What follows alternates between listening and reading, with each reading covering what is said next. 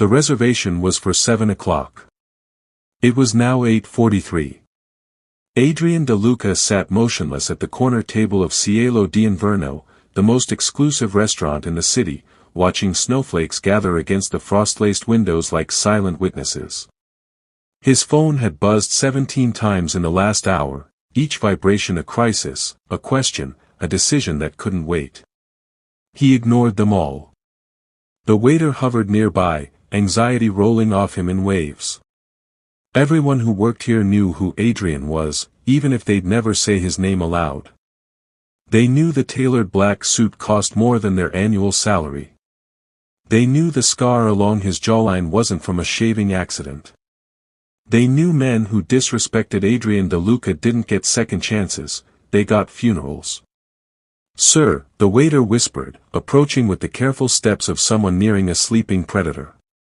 "Perhaps the lady, perhaps she isn't. She'll be here." Adrian's voice was granite wrapped in velvet. He didn't look up from the untouched glass of bourbon in front of him. The waiter retreated. Adrian shouldn't be here at all. The blind date had been his sister Gianna's idea, a charity matchmaking program she'd guilt-tripped him into supporting. "You donate millions to causes you'll never see," she'd said, cornering him at their mother's Sunday dinner. Donate one evening. Meet someone real. Someone who doesn't know your name or fear it. He'd agreed because Gianna was the only person alive who could make him feel something resembling guilt. He'd expected the woman to be a social climber with a tragic backstory polished for sympathy, or a naive romantic who'd spent too much time watching Christmas movies. He'd planned to be polite, donate generously to make Gianna happy, and forget the woman's name before dessert arrived. That was before she was late. 15 minutes, he'd thought nothing of it. 30 minutes, mild curiosity. 45 minutes, and something shifted in his chest, something he didn't recognize and didn't trust. By the time an hour passed, Adrian realized he was waiting. Not out of obligation. Not out of politeness. He was waiting because he needed to know why. Why would someone stand him up? In his world, people arrived early. They arrived grateful. They arrived terrified of wasting his time because time, in Adrian's empire, was counted in blood and bullets. But this woman, Lena Morales, according to the profile Gianna had forwarded, hadn't shown up. And Adrian De Luca, who controlled half the city's underground with an iron fist, who'd built an empire on fear and precision, was still sitting here. His second-in-command, Theo, had called 6 times. The last text read, "Emergency. Volkov's crew moving tonight. Need you, ****. Adrian left it on read. Outside, Christmas Eve transformed the city into something softer than it deserved to be. Lights glittered on shop windows. Families hurried past, wrapped in scarves and laughter. Couples walked hand in hand through snow that had just begun to fall in earnest, blanketing the streets in white innocence. Adrian had stopped believing in innocence when he was 12 years old and watched his father bleed out on a warehouse floor. He'd stopped believing in Christmas miracles around the same time. Yet here he sat. Waiting. The door chimed. A woman stumbled through, bringing a gust of winter air and desperation. She was small, drowning in a coat 2 sizes too large, the fabric worn thin at the elbows. Snowflakes clung to dark hair that had escaped a hasty ponytail.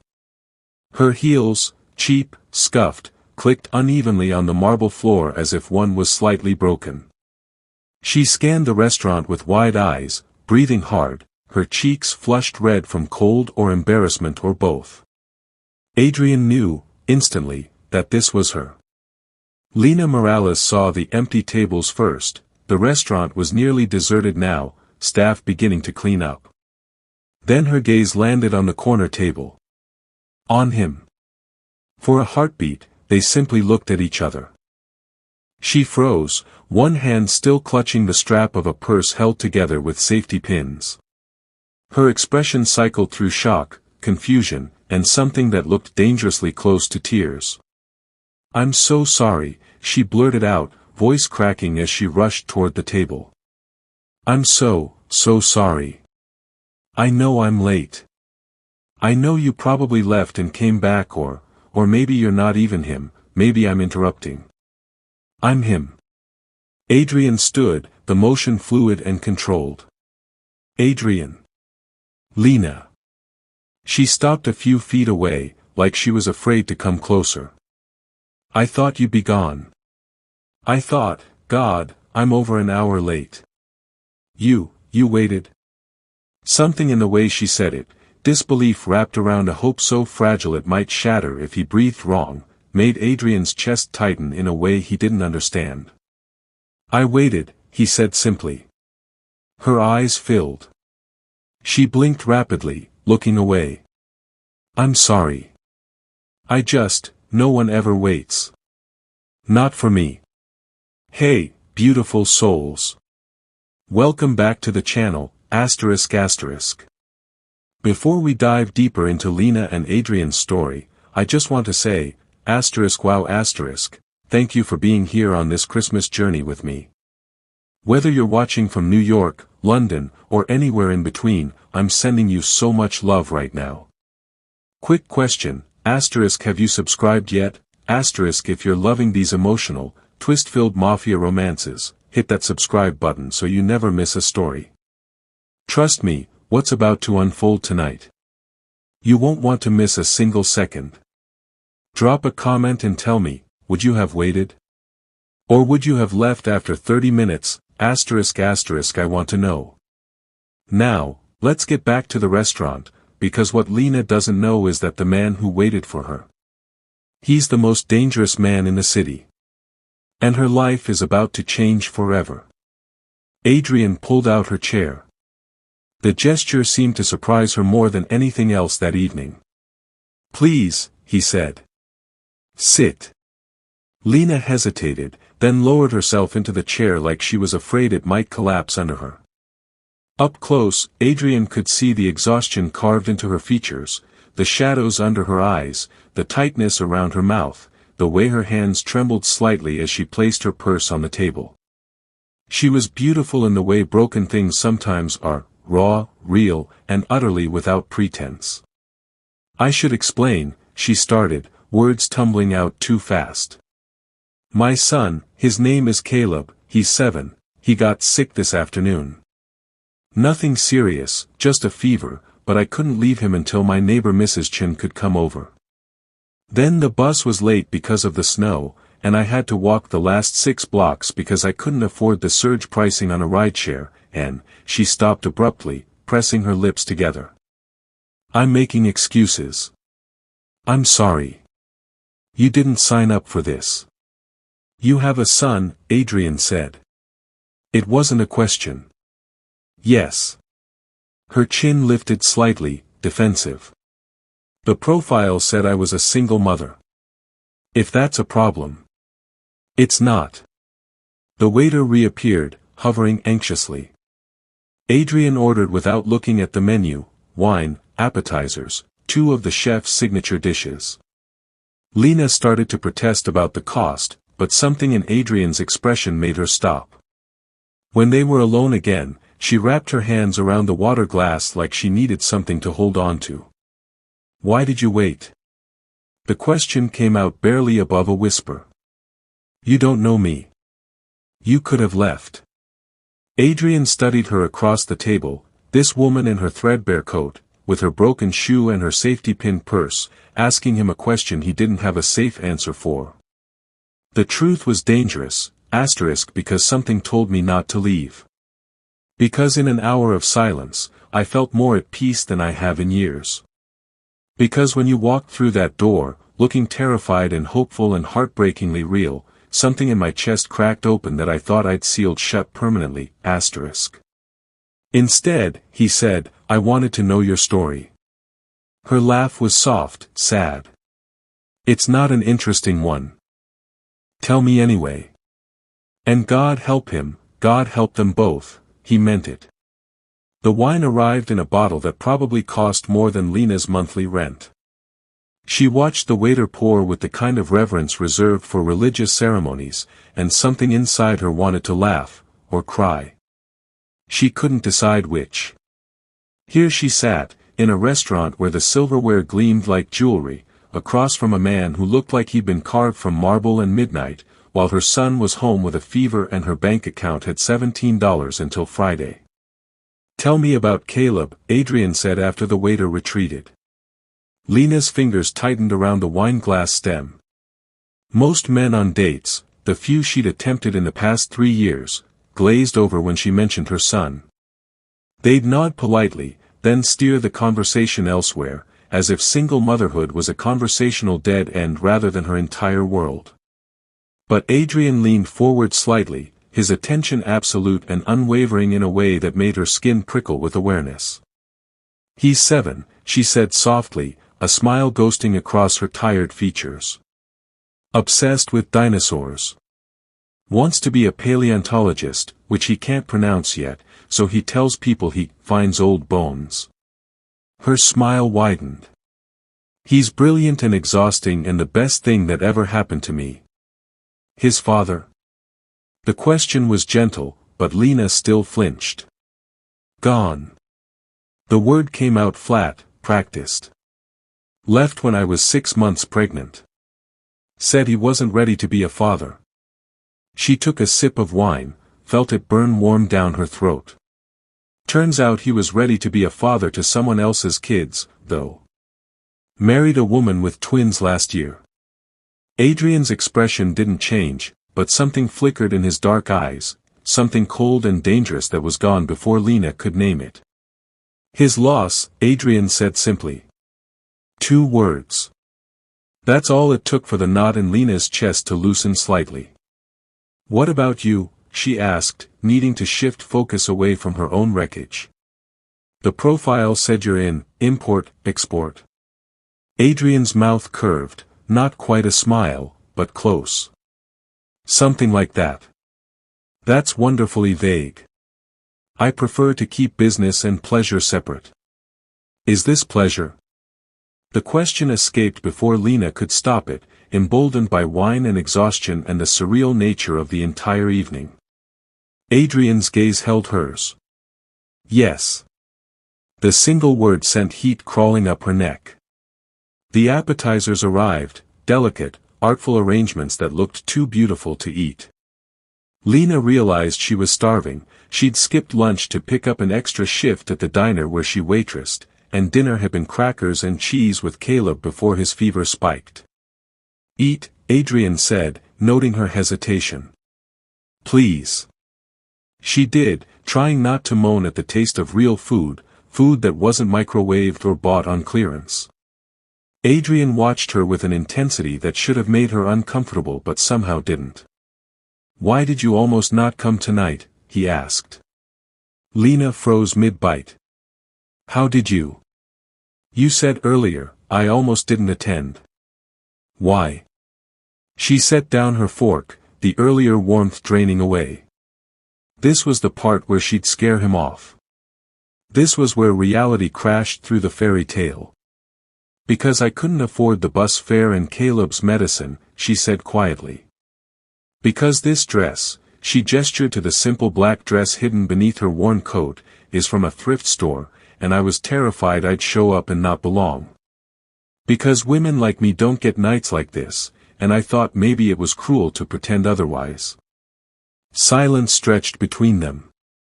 "But you came anyway," Adrian said. "Mrs. Margaret, my neighbor, she practically pushed me out the door. Said I needed one night to be something other than Caleb's mom or that waitress who never smiles." Lena's laugh was brittle.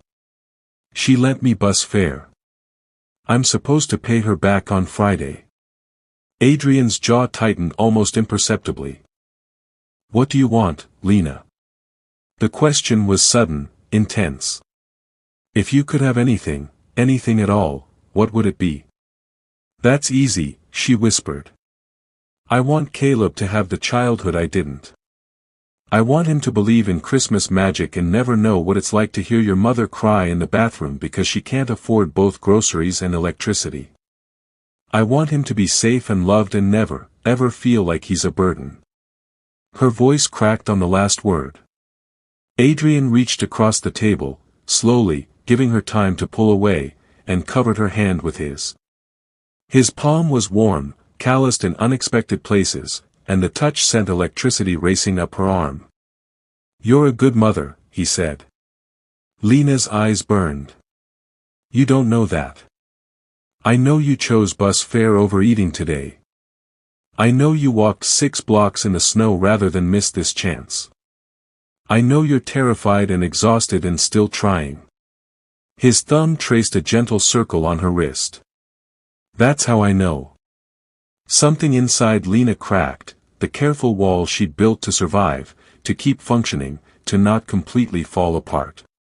A tear escaped, sliding down her cheek before she could stop it. "I'm sorry," she gasped, pulling her hand back to swipe at her face. "God, I'm a mess. This is supposed to be a nice date, and I'm real," Adrian interrupted. "You're real. Do you know how rare that is?" She looked up at him through tear-blurred vision, and for the first time, really saw him. Not just the expensive suit and the devastating handsomeness, but the exhaustion carved into the corners of his eyes. The weight he carried in the set of his shoulders. The loneliness that recognized loneliness. "What do you want?" she asked, echoing his earlier question. Adrian was quiet for a long moment.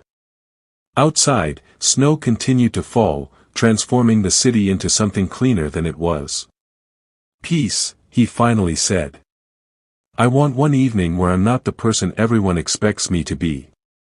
"And who do they expect you to be?" His smile was sad, dangerous. "Someone you shouldn't be sitting across from." Dinner became something neither of them expected. The conversation flowed like wine, easy, warming, deceptively potent. Lena told him about her job at the diner, the regulars who left her dollar tips and life advice in equal measure. She told him about Caleb's obsession with a specific dinosaur documentary, how he'd watched it so many times she could recite it in her sleep. Adrian listened like every word mattered, asking questions that proved he was actually hearing her, not just waiting for his turn to talk. In return, he offered carefully edited pieces of himself. He had a sister, Gianna, who was persistent to the point of tyranny. He'd lost his father young. He valued loyalty above everything else. He didn't sleep much. What he didn't say was louder than what he did, no mention of friends, of hobbies, of anything resembling a normal life.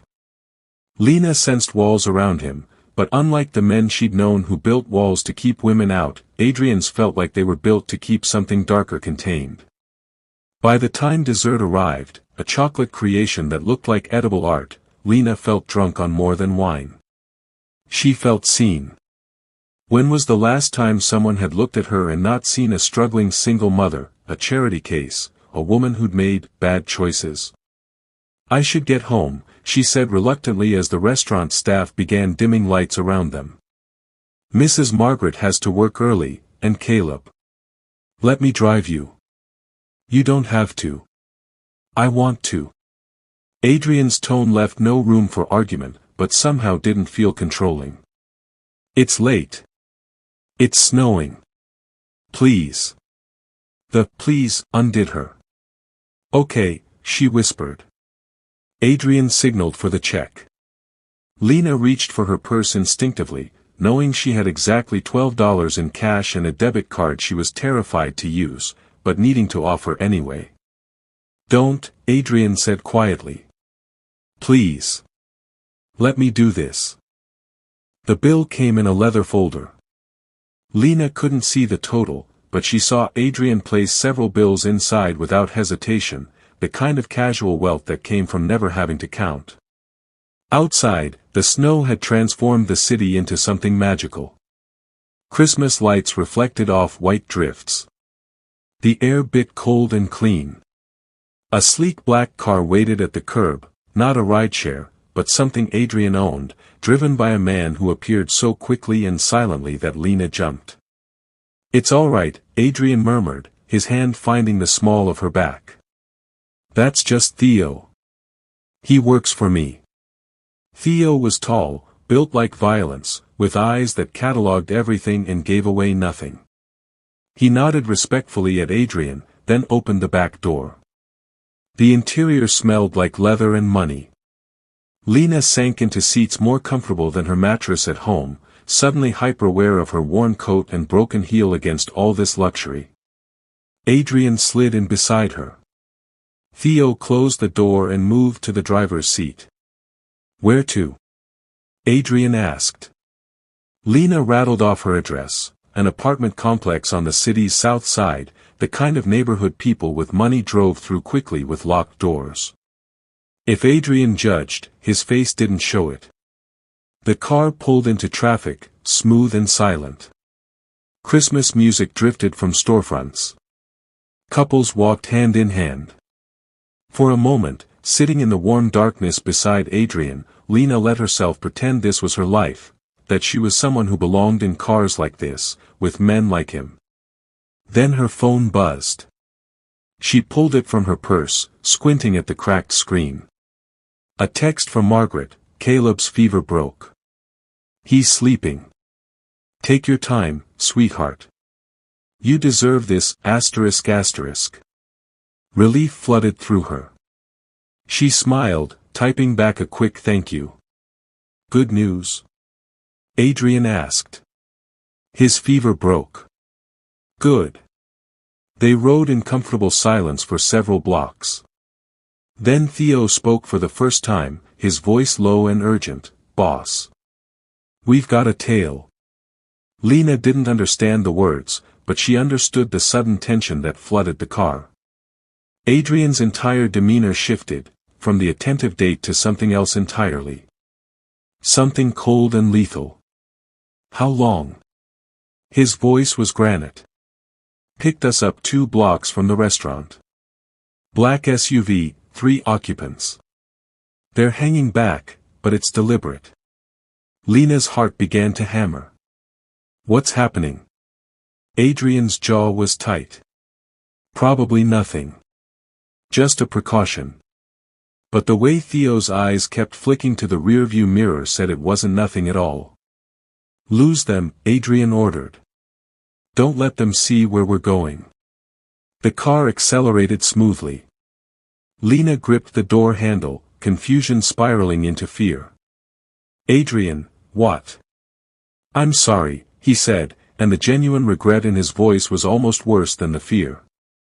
"This wasn't supposed to happen." Theo took a sharp turn.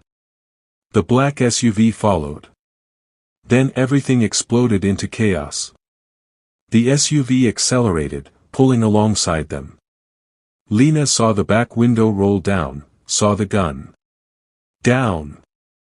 Adrian's arm wrapped around her, yanking her down below the window line as glass shattered above them. Gunfire cracked through the night, sharp, deafening reports that turned the Christmas quiet into a war zone. Lena screamed, hands over her head, her mind refusing to process what was happening. This wasn't real. This couldn't be real. People didn't get shot at on Christmas Eve. Not in real life. Not to waitresses who just wanted one nice dinner. Theo was driving like a demon, weaving through traffic while simultaneously returning fire through his open window with a gun that had appeared from nowhere. Adrian kept Lena pinned beneath him, his body a shield, one hand on her head while the other held a phone to his ear. "Zane. Now. Corner of 5th and Madison. Armed pursuit. Civilian in the car. Civilian." The word penetrated Lena's terror. This wasn't random. This was targeted. At Adrian. "Who are you?" she gasped against his chest. Adrian's arms tightened around her. Above them, another spray of bullets shattered what remained of the back window. Cold air and snow rushed in. "I'm sorry," he said again, and this time she heard something in his voice that sounded like anguish. God, Lena, I'm so sorry. The car careened around a corner. Tires screamed. Lena heard shouting, more gunfire, the crunch of metal on metal. Then, suddenly, silence. The car slowed. Stopped. Adrian slowly released her, sitting up to look out the now glassless windows. Lena followed his gaze and felt her blood freeze. They were surrounded by 3 black SUVs and at least a dozen men, all armed, all wearing expressions that promised violence. But they weren't attacking. They were waiting. Stay here, Adrian commanded, his voice carrying an authority that made even Theo straighten. Boss, Theo started. I said stay. Adrian squeezed Lena's shoulder once, then opened the door and stepped into the snowy street.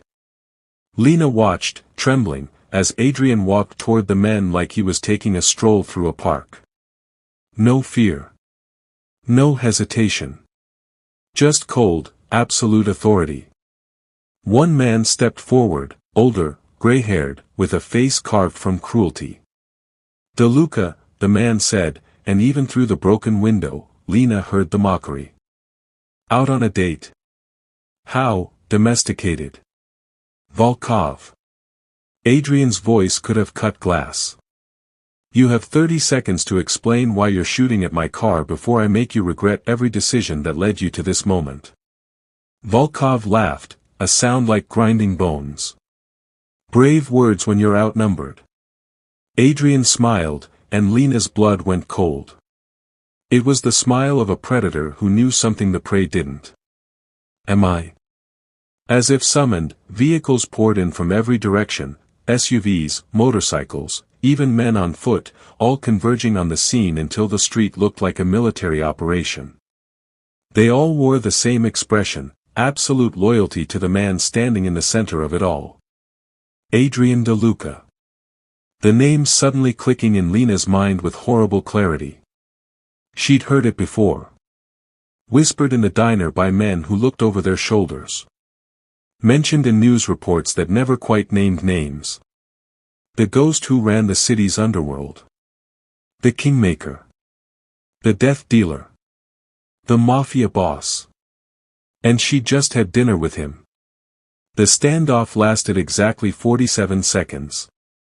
Lena counted each one, her breath fogging in the frigid air streaming through the shattered windows, watching Adrian face down a small army with nothing but cold authority and that terrifying smile. Volkov's expression shifted, from mockery to calculation to something that looked disturbingly like fear. This isn't over, De Luca, he said, already backing toward his vehicle. You can't protect her forever.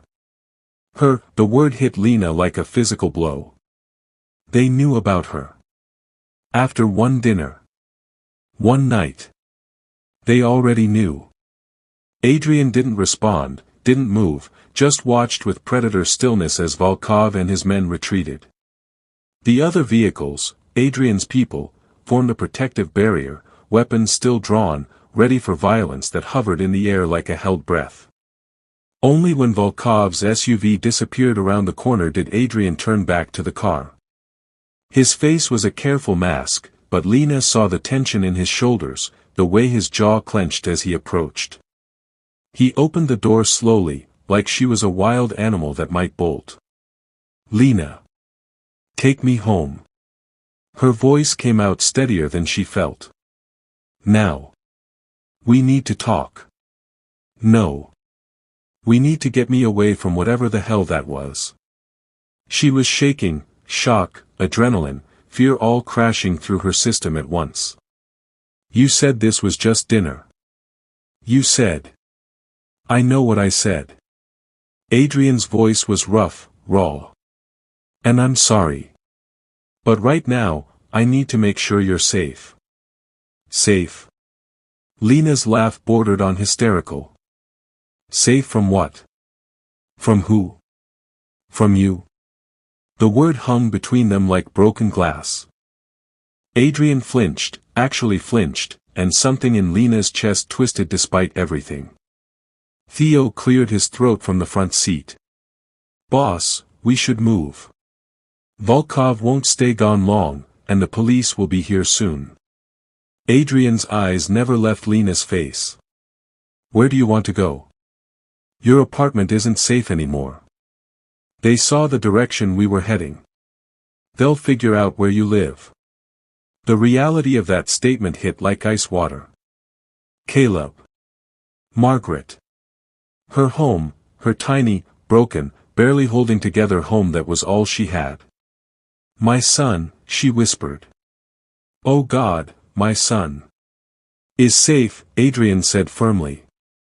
I already have people on it. Margaret and Caleb will be protected, I promise you. You don't get to make promises. Lena's voice cracked. You don't get to show up in my life, take me to dinner, make me feel. She stopped, bit down hard on the emotions threatening to overwhelm her. And then drag me into some mafia war. You're right. Adrian's admission was quiet, devastating. You're absolutely right. But we're past the point of what's fair. Volkov saw you with me. He'll use that. I need to keep you somewhere safe until I can neutralize the threat. Neutralize, Lena repeated. You mean kill. Adrian didn't deny it. More vehicles were arriving, expensive cars that spoke of power and money. Men in suits emerged, forming a perimeter. One approached Adrian, speaking in rapid, hushed tones. Adrian listened, his expression growing darker. Finally, he turned back to Lena. Please. Trust me for one more night. Let me keep you safe, and tomorrow I'll explain everything. And if you want to walk away after that, I'll let you. Will you? Lena asked bitterly. Because it seems like walking away isn't an option anymore. Adrian's silence was answer enough. The safe house was in a part of the city Lena had only seen in magazines, a penthouse overlooking the river, all glass and steel and modern luxury that felt as cold as the snow still clinging to her coat. Theo had driven them in silence, taking a route so circuitous Lena lost all sense of direction. Adrian sat beside her, close enough to touch but miles away in the careful distance he maintained. His phone never stopped buzzing. He answered some calls with single-word responses that made grown men on the other end sound nervous. Now, standing in the massive living room with floor-to-ceiling windows showing the city spread out like scattered diamonds, Lena felt more out of place than she had at the restaurant. A woman appeared from another room, late 30s, elegant in designer clothes, with kind eyes that softened when they landed on Lena. This is Gianna, Adrian said. My sister. She'll stay with you tonight. Gianna moved forward, her expression warm despite the circumstances. Hi, Lena. I know this is completely insane, and you probably want to punch my brother in the face. Multiple times, Lena confirmed. But you're safe here. I promise. Gianna shot Adrian a look that could have stripped paint. Can I get you anything? Tea. Something stronger. A weapon to throw at Adrian's head? Despite everything, Lena almost smiled. Is there a phone I can use? Mine's dead, and I need to check on my son. Of course. Gianna gestured to a cordless phone on a side table. Take your time. I'll give you privacy. She shot Adrian another meaningful look before disappearing back into the other room, leaving them alone. Lena called Margaret's number, her hands trembling as she pressed the buttons. The phone rang once, twice. Hello. Margaret's voice, thank God. Margaret, it's Lena. Is Caleb okay? Are you? We're fine, sweetheart. Better than fine, actually. Some very polite men showed up about 20 minutes ago. Said they were private security, that there'd been a threat in the neighborhood. They're parked outside now, and honestly, I feel safer than I have in years. Margaret paused. Lena, what's going on? These men, they mentioned your name. Said they were making sure we were protected. Lena closed her eyes, fresh tears burning. It's complicated. I can't explain right now. But you're safe. Caleb's safe. His fever's completely gone. He's sleeping like an angel. Margaret's voice softened. Lena, honey, whatever's happening, are you safe? Lena looked at Adrian, who stood by the windows with his back to her, giving her the illusion of privacy while his shoulders carried the weight of everything he'd brought crashing into her life. I don't know, she whispered. I really don't know. After she hung up, silence filled the space between them. Outside, snow continued to fall, each flake catching the light like a small, fragile promise. Thank you, Lena said finally. For protecting them. Adrian turned, and the look on his face was so raw it hurt to witness. I never wanted this. You have to believe that. What did you want? One night, he said quietly. One night to be someone other than what I am. To sit across from someone real and remember what it felt like to be human. He laughed, the sound bitter. Selfish. That's what it was. Incredibly selfish. Lena should have been angry. She was angry. But underneath the fear and shock was something else, something that had started at that restaurant table and survived even the gunfire and chaos. Who are you, Adrian? Not an accusation this time. A genuine question. Really? He moved to the windows, looking out at his city, because somehow, Lena understood that's what it was. His city. His empire. His kingdom built on shadows and blood. My father was Antonio De Luca, he began, his voice distant. King of the Italian syndicate for 20 years. I watched him bleed out when I was 12. Rival family. They came to our house on Christmas Eve. He paused, and Lena's heart clenched at the parallel. I inherited everything, the business, the territory, the enemies. I was a child playing a man's game, and the only way to survive was to become more ruthless than everyone else. You didn't have a choice, Lena said softly. I always had a choice. I chose this. He turned to face her. I chose power over peace. Control over connection. I built an empire, Lena. I own half this city. Politicians, judges, police, they all answer to me in one way or another. I've done things that would make you run screaming if you knew the details. Why are you telling me this? Because you deserve the truth. Because I won't lie to you, even if the truth damns me.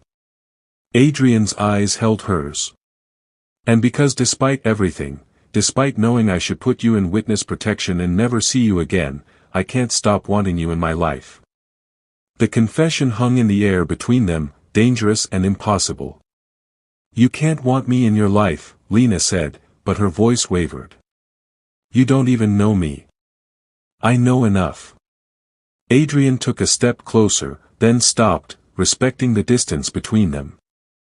I know you walked 6 blocks in the snow rather than give up hope. I know you put your son's medicine before your own needs. I know when you looked at me, you didn't see a name or a reputation, you just saw a man. A man who gets shot at. Yes. He didn't flinch from the truth. And a man who will protect what's his with everything he has. I'm not yours. Aren't you? The question was quiet, devastating. Because something had happened in that restaurant. Something that shouldn't have been possible in the space of a few hours, a connection, a recognition, a door opening in both their carefully constructed walls. Lena's phone, now charging on the table, buzzed with a text.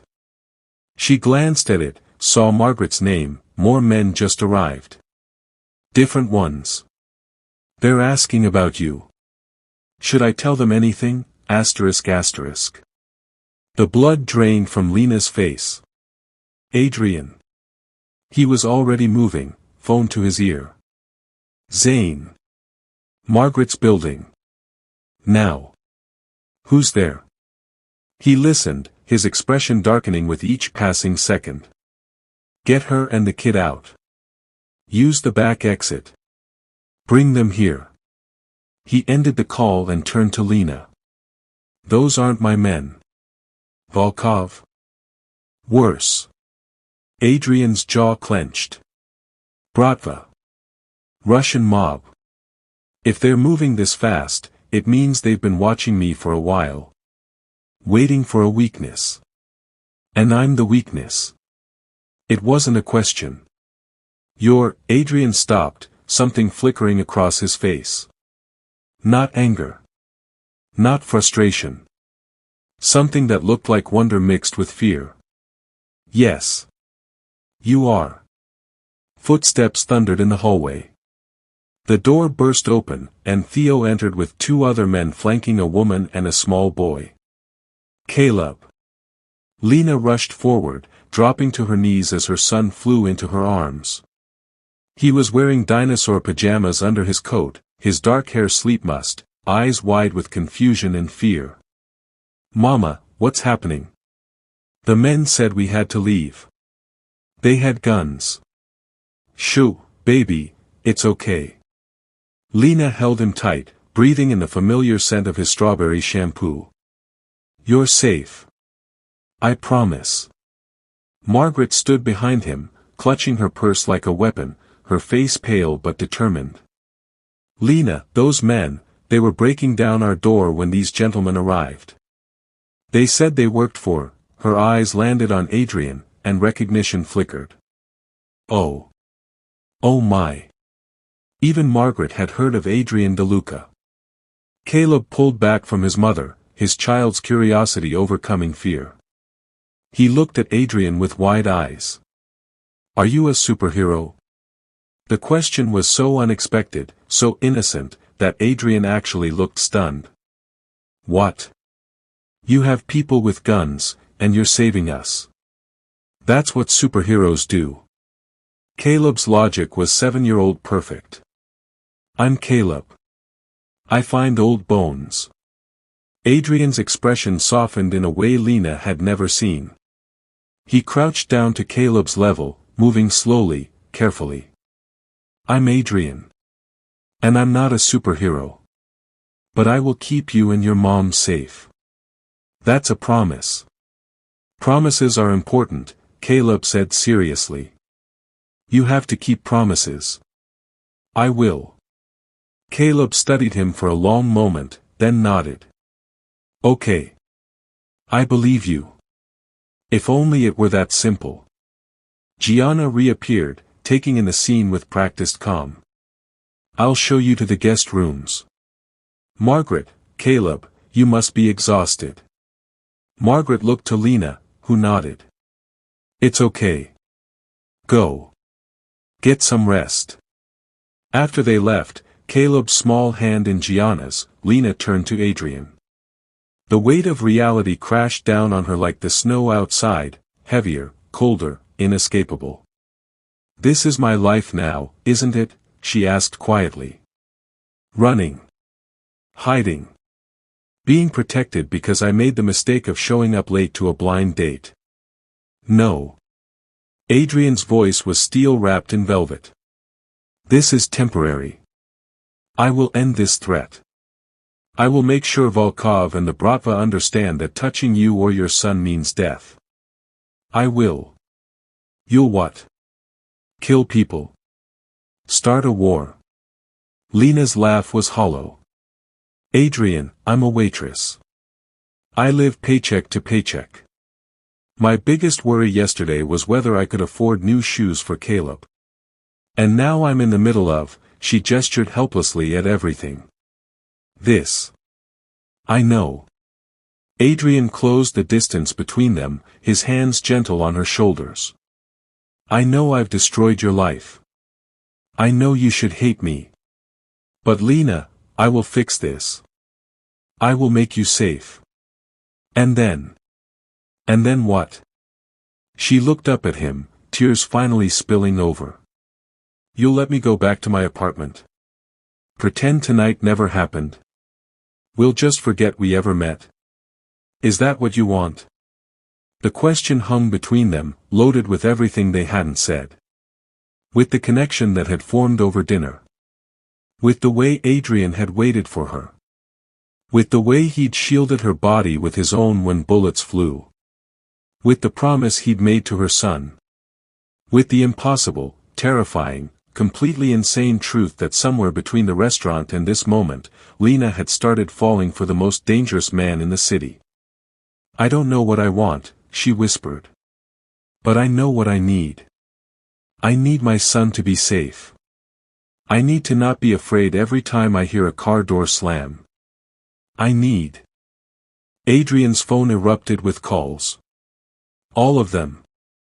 Multiple devices vibrating at once with an urgency that made the air itself seem to tighten. He answered one, his face going cold. When? A pause. How many? Another pause. I'm on my way. He ended the call and looked at Theo. Full mobilization. Bratva just hit 3 of our locations simultaneously. This is it. War, Theo said flatly. War, Adrian confirmed. He turned to Lena, and she saw something in his eyes that terrified her more than the gunfire had, resignation. Stay here. Gianna will keep you safe. Don't leave, don't answer the door, don't. You're leaving. Not a question. A statement heavy with understanding. I have to end this. Tonight. Adrian's hand cupped her cheek, thumb brushing away a tear. I'm sorry. For all of it. For being selfish enough to wait for you. For wanting something I had no right to want. Adrian. He kissed her. Not gentle. Not tentative. But desperate and claiming and goodbye all at once. His lips tasted like regret and bourbon and promises that might never be kept. When he pulled back, his eyes held hers for one more heartbeat. If I don't come back. Don't.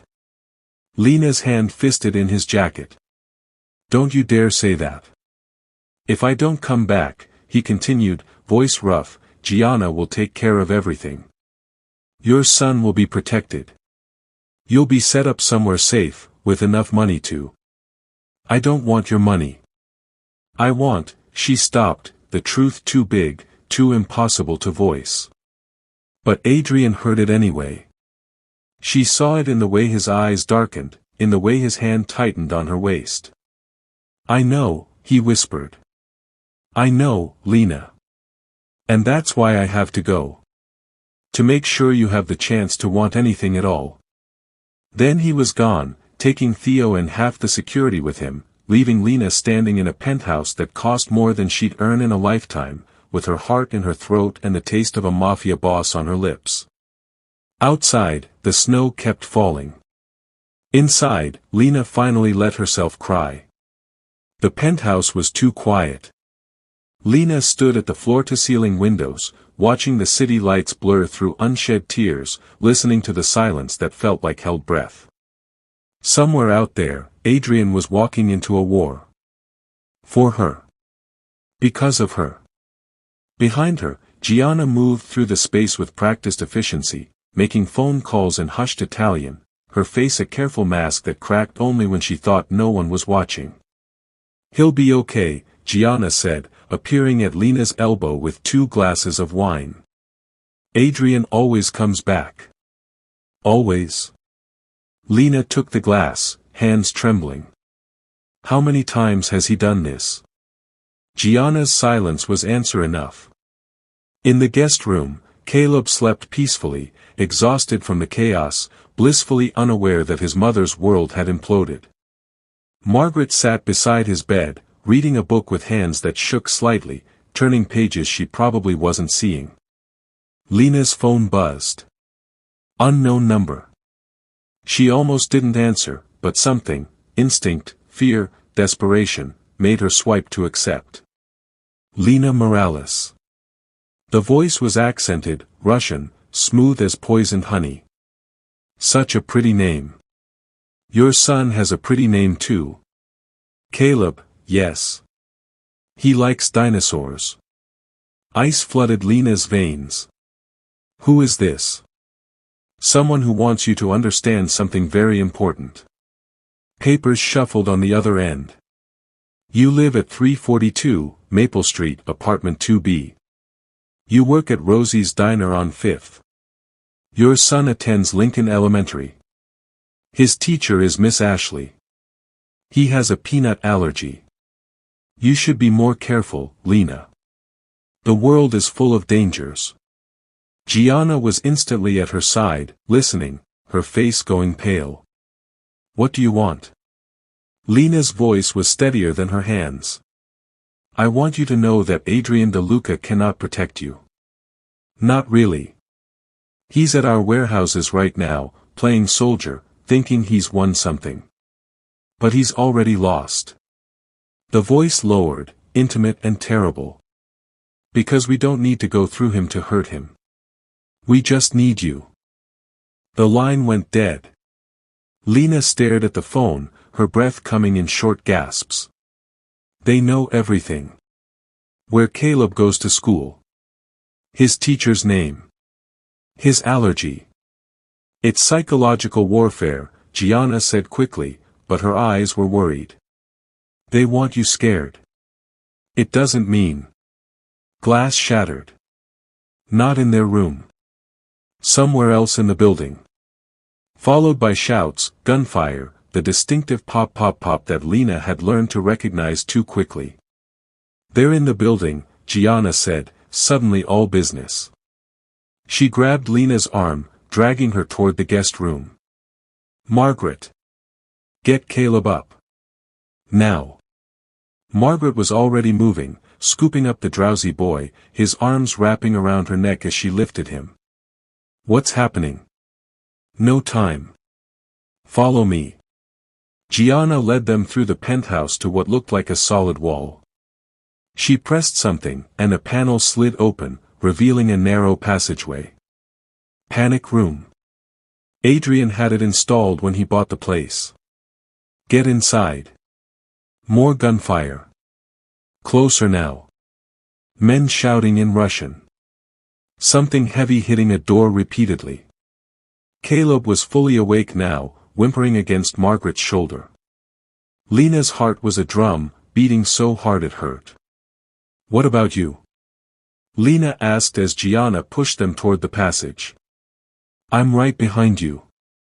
Go. But as Margaret and Caleb disappeared into the passage, the penthouse door exploded inward. 3 men poured through, armed, professional, eyes scanning for targets. One spotted Gianna and raised his weapon. Gianna moved faster, producing a gun from somewhere, firing twice. 1 man dropped. The other 2 dove for cover. Go. Gianna screamed at Lena. But Lena's feet wouldn't move. Couldn't move. Because this was her fault. All of it. These men were here because she'd gone to dinner, because she'd been selfish enough to want one nice evening, because. A hand grabbed her arm. Not Gianna. Not Margaret. One of the men, appearing from a side angle she hadn't seen, his grip iron tight. Got the girl, he barked into a radio. Lena struggled, kicked, screamed. The man backhanded her casually, stars exploding across her vision. Through the ringing in her ears, she heard Caleb crying, heard Margaret shouting, heard Gianna firing again. Then she was being dragged toward the broken door, the world tilting dangerously as consciousness flickered. The last thing she saw before everything went dark was Gianna, bleeding from her shoulder, desperately trying to reach her. Lena woke to cold. Concrete floor. Metal walls. A single bare bulb swinging overhead. Her head throbbed where she'd been hit, and when she tried to move, she discovered her hands were zip-tied behind her back. A warehouse. Industrial. Empty except for a metal chair bolted to the floor and the 5 men standing guard around the perimeter. And one man sitting in the chair, watching her with eyes like Arctic ice. "Awake," he said in that same poison honey voice from the phone. "Good. We have much to discuss." Lena struggled to sit up, her vision swimming. "Where's my son? If you hurt him." "Your son is fine. For now. Safe in that little panic room with the old woman and De Luca's sister." He smiled. "We could have taken him too. But children are so messy. Loud. And we only need you." "Why? Why?" He stood, moving toward her with predatory grace. "Because Adrian De Luca loves nothing and no one. He's made himself untouchable through sheer ruthlessness. He has no weaknesses." The man crouched down, his face inches from hers. "And then you walked into that restaurant, late and desperate and real, and we watched something impossible happen. We watched Adrian De Luca become human." Lena's mouth went dry. "You were watching the restaurant. We've been watching Adrian for months, waiting for an opening. Imagine our surprise when he sat at that table for an hour, waiting for a woman who might not come. Imagine our delight when you finally arrived, and we saw the way he looked at you." The man's smile widened. "Like you were water and he was dying of thirst." "He doesn't," Lena started, but the words died. Because it was a lie. She'd seen it in Adrian's eyes. Felt it in his kiss. The connection between them was real, and now it was going to get them both killed. "Right now," the man continued, "Adrian is at our warehouse on the East Docks, tearing through my men like an avenging angel. He thinks he's winning. He thinks he's protecting you by destroying our operations." He pulled out a phone, showed Lena the screen. Security footage. Adrian, covered in blood that wasn't his, moving through corridors like death itself. Men fell before him. His face was a mask of cold fury that made Lena's blood freeze. "Beautiful, isn't it?" the man murmured. "The monster unleashed. But here's what he doesn't know, that warehouse is empty. Those men are expendable. While he's there, playing hero, you're here. Alone. With us." He stood, pulled out his own phone, and made a call. "De Luca," he said when someone answered. "Yes, I know you're busy. But you're going to want to hear this." He put the phone on speaker. Adrian's voice came through, rough and dangerous. "Volkov. I'm going to kill you slowly. Perhaps. But first, I have something of yours." Volkov nodded to one of his men, who yanked Lena up by her hair, making her cry out. "Lena!" Adrian's roar was feral. "She's alive," Volkov said casually. "For now. Whether she stays that way depends entirely on you. What do you want?" Adrian's voice was deadly calm now, which was somehow worse than the rage. "I want you to understand something," Volkov said. "You can't have both. You can't be the king of this city and have a normal life. You can't be the monster and the man. So choose. Right now. Let her go, and I'll give you whatever you want." "Liar." Volkov's laugh was ugly. "You'd promise me the world, then kill me the moment she was safe. No. Here's what's going to happen. You're going to walk away. From all of it. Your territory. Your business. Your empire. You're going to disappear, and in exchange, little Lena here gets to go back to her sad little life." Silence on the other end.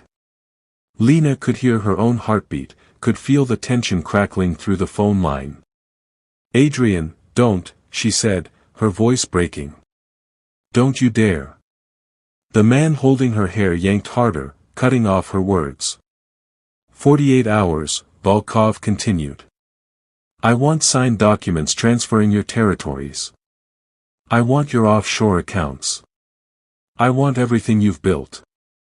And then you leave the city and never come back. And if I refuse? Then I send Lena back to you in pieces. The brutality of the threat hung in the air.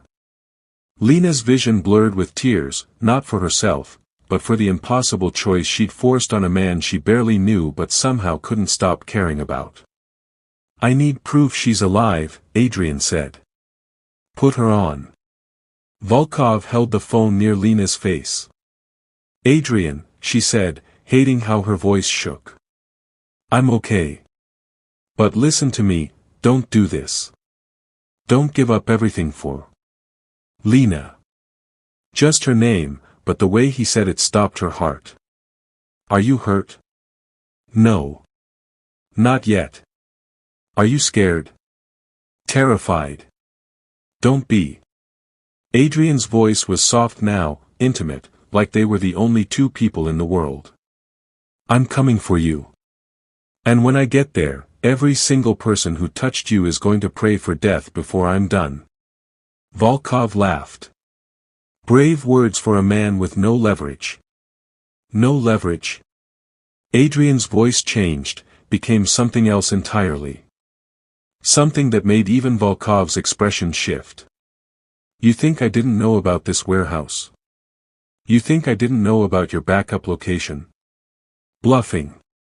Fyodor Volkov. Born in Moscow, 1975. 3 children, Nadia, age 16, Alexei, age 14, Dmitry, age 12. Your wife, Katya, she's in your villa in the south of France right now, isn't she? Beautiful place. Ocean view. Very vulnerable. The color drained from Volkov's face. You wouldn't, he said, but his voice wavered. Children are off limits. That's the rule. I don't have rules anymore. Adrian's voice was ice. You made sure of that the moment you touched her. So here's my offer. You let Lena go, right now, unharmed, and I'll let your family live. You keep her one more second, and I burn down everything you love before I come for you. You're bluffing. Am I? Check your phone. Text message. Should be coming through, now. Volkov looked at his phone. Whatever he saw there made his face go gray. That's your daughter, Adrian said softly. Having coffee at that cafe she likes. The one near her school. Notice the man at the next table? He works for me. One word from me, and she never makes it home. You wouldn't, Volkov repeated, but it was a prayer now, not a statement. I would. For her, I would burn the world and everyone in it. Lena's breath caught. The declaration was terrible and beautiful and completely insane. Volkov was sweating now, his earlier confidence cracking. This is madness. Over one woman. She's nobody. She's everything. Adrian's roar echoed through the speaker. And you're going to let her go, or I swear to God, I will make you watch as everyone you love dies. Your choice. 10 seconds. The warehouse was silent except for Lena's ragged breathing. 9. Volkov looked at his men, at Lena, at the phone. 8. This isn't over, Volkov said, but his voice was defeated. It is. 7. Fine. Volkov snarled. Fine. Take her. Not good enough. You're going to untie her. You're going to give her your phone. You're going to put her in a car with the driver and no one else. And she's going to call me every 2 minutes until she's safe. You're asking for 6. Okay. Okay. Volkov snapped his fingers. One of his men cut Lena's zip ties. Her hands were numb, useless. Volkov thrust his phone at her. Take it. Get out. Lena stumbled to her feet, hardly believing this was real. One of the men, younger, looking sick about the whole situation, led her toward a door. "Lena," Adrian's voice came through the speaker. "Stay on the line. Tell me everything you see." "I'm walking," she said, her voice shaking. "Through a door. Into a garage. There's a car, black sedan." "Good. Get in. Lock the doors." She did, her entire body trembling. The young man got in the driver's seat, started the engine. "We're moving," Lena said. "Heading out of the warehouse." "What do you see outside?" "Industrial area. Lots of abandoned buildings." "Wait, I see lights ahead. A checkpoint." "Adrian, there are men with guns." "It's okay. They're mine." The car stopped. The checkpoint resolved into a dozen vehicles, armed men, and standing in the center of it all. "Adrian." Lena's door was open before the car fully stopped, and then she was out, running, her legs weak but carrying her forward as Adrian met her halfway. His arms closed around her like steel bands, lifting her off the ground, his face buried in her neck. "I've got you," he murmured against her skin. "I've got you. You're safe." Lena was crying, clutching him like he was the only solid thing in a world that had tilted sideways. "You threatened his children." "I would have done it." Adrian pulled back enough to look at her, and the truth in his eyes was terrifying. "I would have done anything." "That's not you." "It is now." He cupped her face in his hands, thumbs wiping away tears. "You changed everything, Lena. And I won't, go back to what I was before I met you." "Adrian." He kissed her. Not desperate this time. Not goodbye. But claiming and promising and beginning all at once. When he pulled back, his eyes held hers with an intensity that stole her breath. "I know this is insane. I know you should run from me. But I'm asking anyway, stay. Give me a chance to prove I can be more than what I was. That I can be the man you deserve." "What about Volkov?" "The Bratva?" "Handled." Adrian's smile was sharp. "I have leverage now. And he knows if he ever comes near you again, I'll follow through on every promise I made." Lena looked at this man, this dangerous, impossible man who'd waited for her, protected her, threatened to burn the world for her. "My son is safe. Gianna's already on her way here with him and Margaret. My life is a mess. I know. I'm broke. I'm exhausted. I have a 7-year-old who thinks you're a superhero. I know." Adrian's smile softened. "And I don't care. I want all of it. The mess, the exhaustion, the 7-year-old with dinosaur pajamas. I want you, Lena. If you'll have me." It was insane. Impossible. Completely reckless. Lena kissed him, and the word, yes, tasted like hope on her lips. 3 days after Christmas, the city woke to news that shocked even those who thought they understood how power worked. Theodore Volkov had left the country. Permanently. His territories, his operations, his entire network, absorbed into the De Luca empire with barely a whisper of resistance.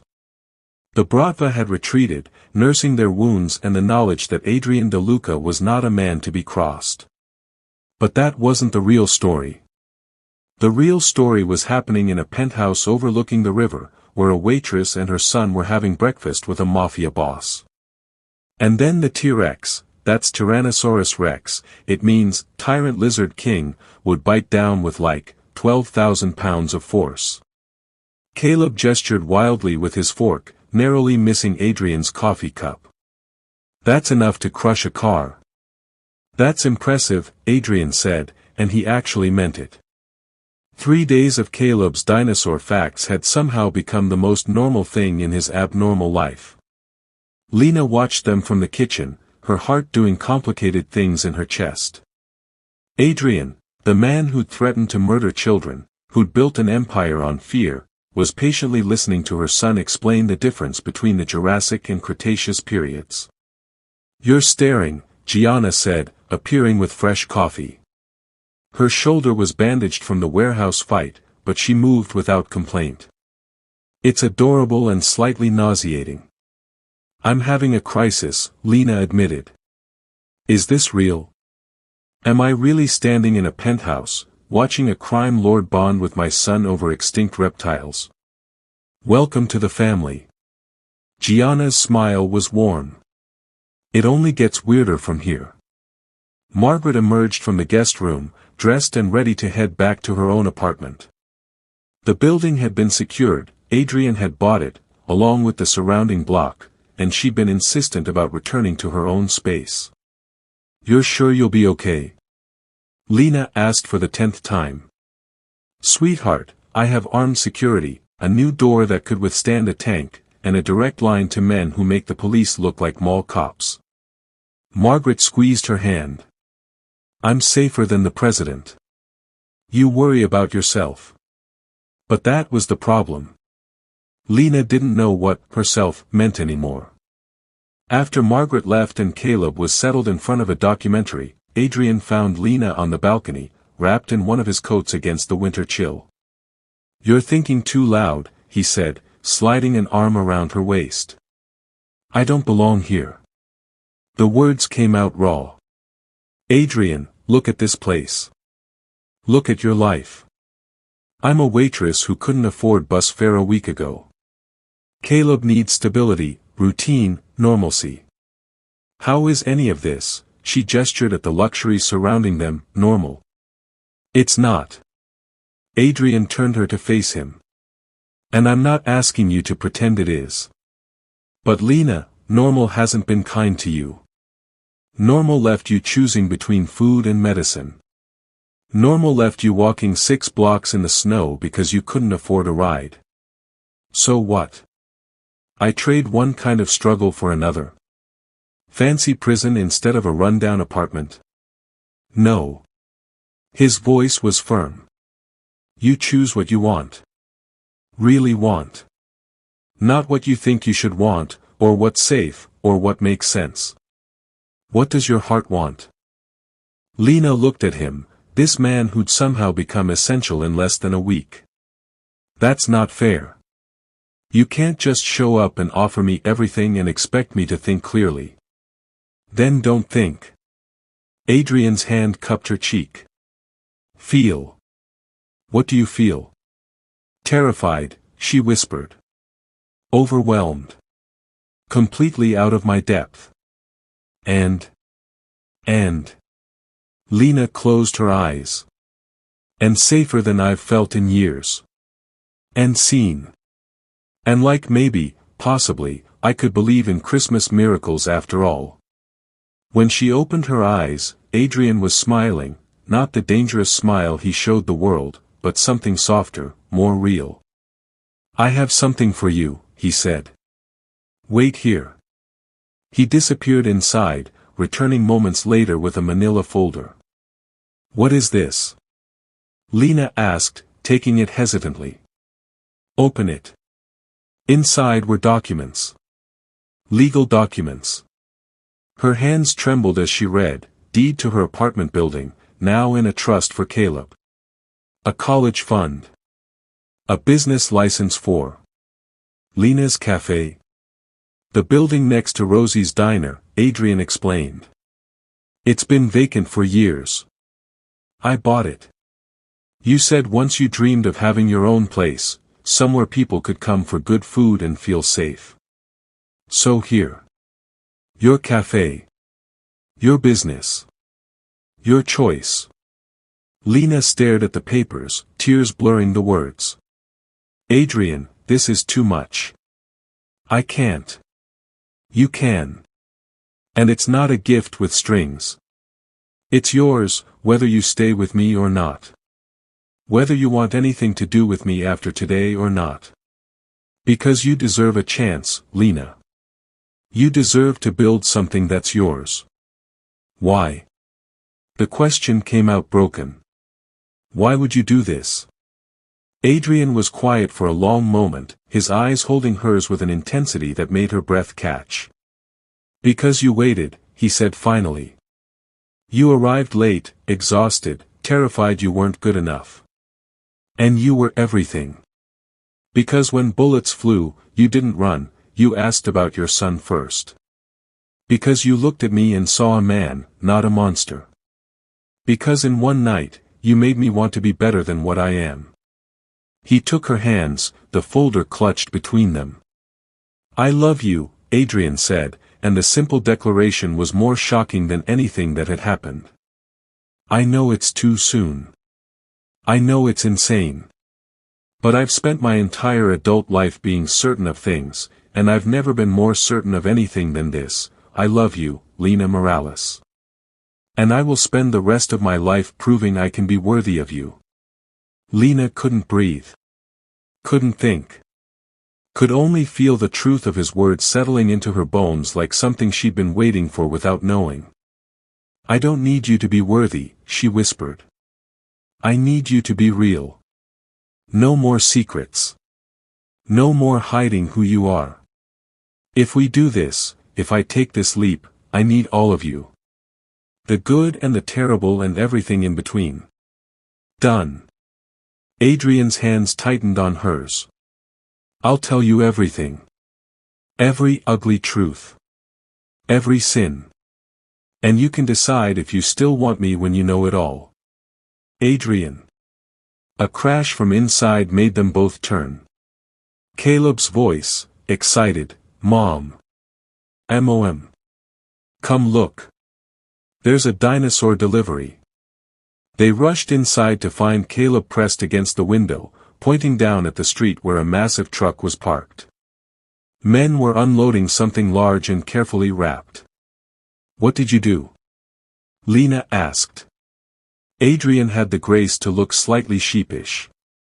I may have ordered a life-size Tyrannosaurus Rex statue for the courtyard. Caleb mentioned he'd never seen one in real life, so. You bought my son a dinosaur. A statue of a dinosaur, Adrian corrected. Important distinction. Lena stared at him. Then, despite everything, the chaos, the fear, the absolute insanity of the past week, she started laughing. Real, genuine laughter that came from somewhere deep and pure. You're ridiculous, she said. Completely, Adrian agreed, pulling her close. And dangerous. Extremely. And you bought my son a dinosaur. I did. He pressed a kiss to her temple. Is that a yes? Lena looked at Caleb, his face pressed against the glass, eyes wide with wonder at the impossible gift being assembled below. She looked at the documents in her hands, the future Adrian was offering, not as a cage but as wings. She looked at this man who'd waited for her, fought for her, changed for her. Yes, she whispered. God help me, yes. 6 months later, Lena's cafe opened on a spring morning that smelled like hope and fresh coffee. The line stretched around the block. Not just because of the connection to Adrian De Luca, though everyone knew, of course they knew, but because the food was good, the atmosphere warm, and the woman who owned it had a smile that made you believe things could get better. Lena moved through the space with practiced ease, greeting regulars, training new staff, her worn coat and broken heels replaced by comfortable clothes that actually fit. But the biggest change wasn't external, it was the lightness in her eyes, the ease in her shoulders, the way she laughed freely now. Caleb sat in a corner booth doing homework, the life-size T-Rex statue visible through the window behind him, standing guard over the courtyard like a prehistoric sentinel. He looked up when Adrian entered, his face breaking into a grin. Adrian. Did you know that Stegosaurus had a brain the size of a walnut? I did not, Adrian said seriously, sliding into the booth. That seems inefficient. Right? But it worked for like, millions of years, so maybe being smart isn't everything.